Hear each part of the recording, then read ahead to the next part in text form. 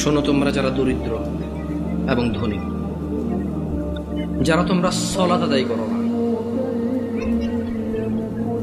নয়াপাড়ার মানুষ তোমাদের নবী মুস্তাফা সাল্লাল্লাহু আলাইহি ওয়াসাল্লাম মৃত্যু সজ্জায় বারবার উঠে বলেছে সালাত সালাত সালাত, নামাজ নামাজ নামাজ।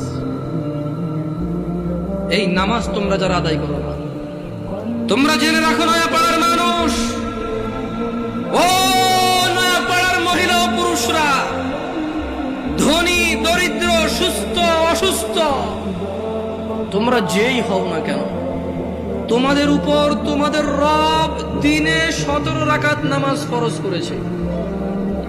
তোমাদের মধ্যে যে কোনো ব্যক্তি দিনে পুরা দিনে সকাল থেকে রাত পর্যন্ত এই 17 রাকাত নামাজ আদায় করবে না, যে সে তার রবের সাথে কুফরি করেছে, রবকে অস্বীকার করেছে।